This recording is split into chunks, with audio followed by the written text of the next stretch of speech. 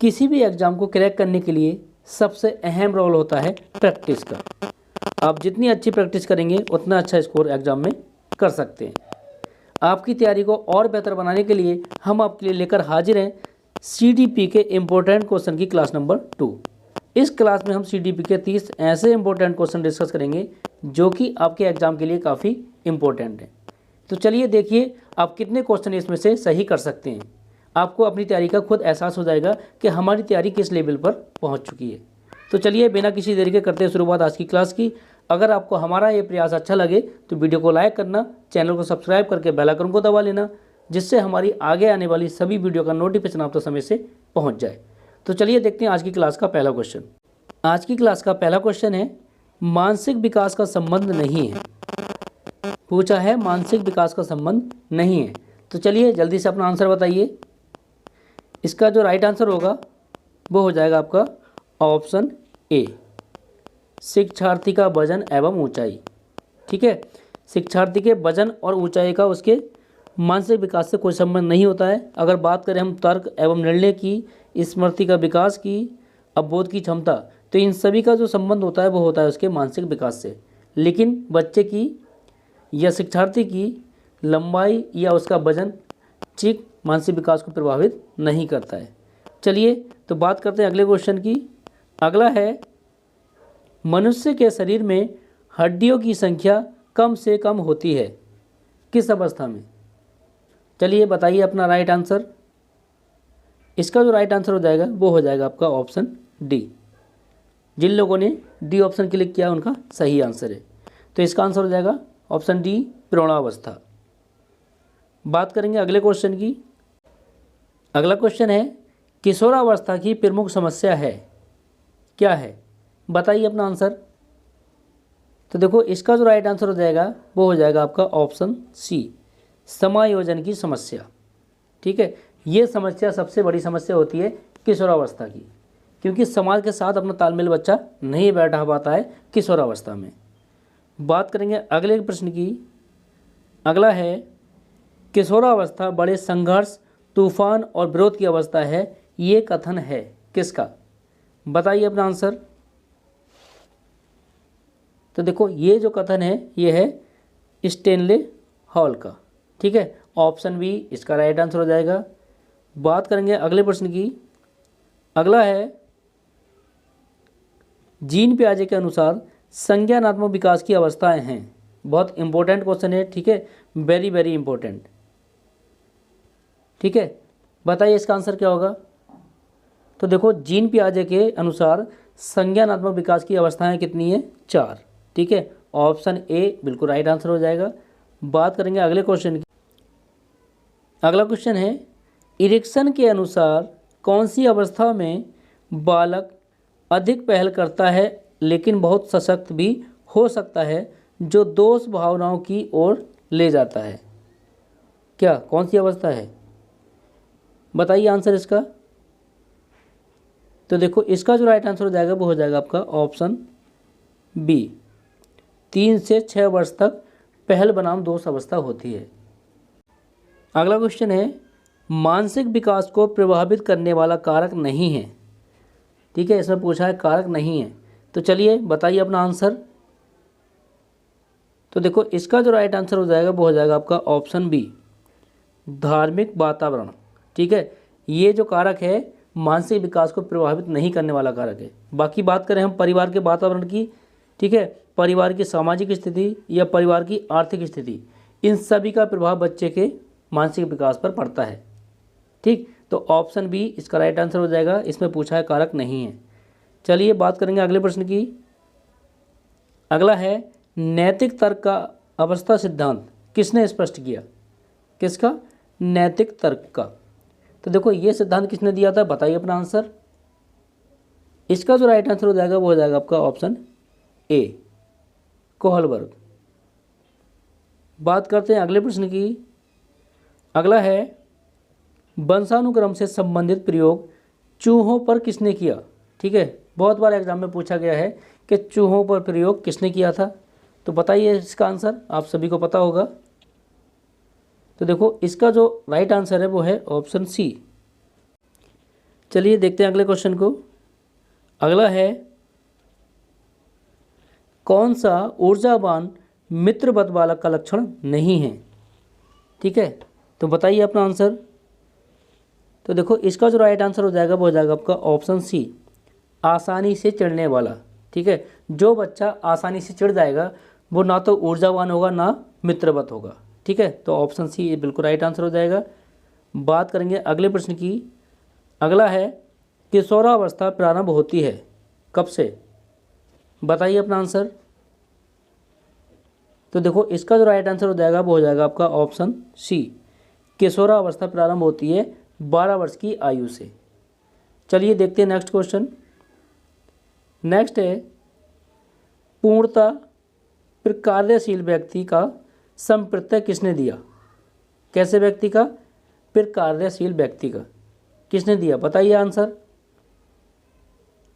तो देखो इसका जो राइट आंसर हो जाएगा वो हो जाएगा आपका ऑप्शन ए, कार्ल रोजर्स। बात करेंगे अगले प्रश्न की। अगला है, निम्न में से किसने बच्चों में वस्तु स्थानांतरण के विकास को समझने में सहायता की? ठीक है, किसमें? वस्तु स्थानांतरण। बताइए अपना आंसर। तो देखो इसका जो राइट आंसर हो जाएगा वो हो जाएगा आपका ऑप्शन ए, प्याजे। बात करते हैं अगले क्वेश्चन की। अगला है, सूर्य बच्चे के साथ साथ चलता है, उसके मूल्य का अनुकरण करता है और बच्चे की बात सुनता है। ये कथन बालक की किस लक्षण की ओर इंगित करता है? तो बताइए इसका आंसर। तो देखो इसका जो राइट आंसर हो जाएगा वो हो जाएगा आपका ऑप्शन सी, सजीव चिंतन। बात करते हैं अगले प्रश्न की। अगला है, किसने ये दावा किया कि सभी भाषाओं में होने वाले कुछ सार्वभौमिक गुण जन्मजात होते हैं? सभी भाषाओं में होने वाले सार्वभौमिक गुण जन्मजात होते हैं, किसने कहा था? बताइए इसका आंसर। तो देखो इसका जो राइट आंसर हो जाएगा वो हो जाएगा आपका ऑप्शन सी, नोम चॉम्स्की। बात करते हैं अगले प्रश्न की। अगला है, फ्रायड के अनुसार निम्न में से कौन सी विकास अवस्था में बच्चे का ध्यान जननांगों की तरफ जाता है? तो बताइए इसका आंसर। तो देखो इसका जो राइट आंसर हो जाएगा वो हो जाएगा आपका ऑप्शन सी, लैंगिक विकास अवस्था। ठीक है, ऑप्शन सी राइट आंसर हो जाएगा। बात करेंगे अगले क्वेश्चन की। अगला है, निम्न में से कौन सा बच्चों हेतु वेस्लर बुद्धि मापनी का एक निष्पादन मापनी है? क्या है? बताइए इसका आंसर। तो देखो इसका जो राइट आंसर हो जाएगा वो हो जाएगा आपका ऑप्शन डी, चित्रपूर्ति। बात करते हैं अगले क्वेश्चन की। अगला है, बाल मनोविज्ञान का डैश सिद्धांत प्रारंभ के 4 से 5 वर्षों के अनुभव पर आधारित होता है। तो बताइए इसका आंसर। तो देखो इसका जो आंसर हो जाएगा वो हो जाएगा आपका ऑप्शन ए, मनोविश्लेषणात्मक। ठीक है, सिद्धांत। बात करते हैं अगले क्वेश्चन की। अगला है, ए बायोग्राफिकल स्केच ऑफ इन्फेंट किसने लिखी थी? तो बताइए इसका आंसर। तो इसका जो राइट आंसर हो जाएगा वो हो जाएगा आपका ऑप्शन सी, डार्विन। बात करते हैं नेक्स्ट क्वेश्चन की। नेक्स्ट है, मानकीकृत परीक्षण का अर्थ क्या है? विश्वसनीयता, वैधता या मानक? तो देखो इसका जो राइट आंसर हो जाएगा वो हो जाएगा आपका ऑप्शन डी, सभी, उपरोक्त सभी। बात करते हैं अगले क्वेश्चन की। अगला है, किस मनोवैज्ञानिक के अनुसार विकास एक सतत और धीमी प्रक्रिया है? किसने कहा है? बताइए अपना आंसर। तो देखो इसका जो राइट आंसर हो जाएगा वो हो जाएगा आपका ऑप्शन सी, ये बात कही है स्किनर ने। चलिए देखते हैं नेक्स्ट क्वेश्चन। नेक्स्ट है, व्यक्तित्व विकास की अवस्थाएं हैं। बताइए अपना आंसर क्या होगा इसका राइट। तो देखो इसका जो राइट आंसर हो जाएगा ऑप्शन ए, अधिगम एवं वृद्धि। बात करते हैं अगले क्वेश्चन की। अगला है विकास में वृद्धि से तात्पर्य है, क्या है? तो बताइए इसका राइट आंसर क्या होगा? तो देखो इसका जो राइट आंसर हो जाएगा ऑप्शन डी, आकार, सोच, समझ के कौशलों में वृद्धि। ठीक है, विकास वृद्धि से तात्पर्य है कि आकार, सोच और समझ कौशलों में वृद्धि। बात करते हैं अगले क्वेश्चन की। अगला है तनाव और क्रोध की अवस्था है। बताइए अपना आंसर क्या होगा इसका आंसर? तो देखो बात करें तनाव और क्रोध की, तो तनाव और क्रोध की अवस्था होती है किशोरावस्था। ऑप्शन सी, किशोरावस्था को तूफानों की अवस्था भी कहते हैं। बात करते हैं अगले क्वेश्चन की। अगला है बालक का विकास परिणाम है किसका? बताइए अपना आंसर। तो देखो इसका जो राइट आंसर हो जाएगा वो हो जाएगा आपका ऑप्शन सी, बालक का विकास परिणाम है किसका? वंशानुक्रम व वातावरण की अंतःक्रिया का। बात करते हैं अगले क्वेश्चन का। अगला क्वेश्चन है शारीरिक विकास का क्षेत्र है। बताइए अपना आंसर। तो देखो इसका जो राइट आंसर हो जाएगा वो हो जाएगा आपका ऑप्शन ए, स्नायु मंडल। शारीरिक विकास का क्षेत्र है स्नायु मंडल। बात करते हैं नेक्स्ट क्वेश्चन की। नेक्स्ट है श्यामपट्ट लिखते समय सबसे महत्वपूर्ण क्या है? क्या है? बताइए अपना आंसर। तो देखो इसका जो सबसे राइट आंसर हो जाएगा वो हो जाएगा आपका ऑप्शन ए, अच्छी लिखावट। अगर हम बात करें कि श्यामपट्ट पर लिखते समय सबसे महत्वपूर्ण बात है अच्छी लिखावट। बात करते हैं अगले क्वेश्चन की। अगला क्वेश्चन है शरीर के आकार में वृद्धि होती है क्योंकि। बताइए अपना आंसर, क्या आंसर राइट होगा? तो देखो बात करें इसके आंसर की, तो इसका आंसर हो जाएगा ऑप्शन ए राइट, शारीरिक और गत्यात्मक विकास। चलिए देखते हैं नेक्स्ट क्वेश्चन को।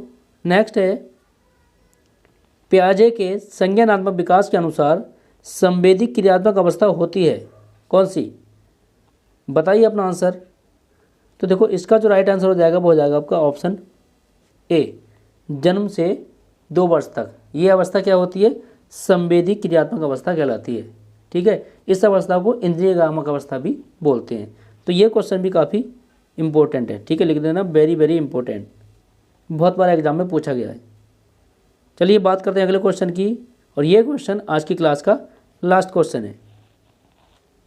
क्या है? निम्न में से कौन सा कथन सत्य है? आपको बताना है इसमें से कौन सा कथन सत्य है। तो बताइए अपना आंसर, क्या आंसर राइट होगा आपके हिसाब से?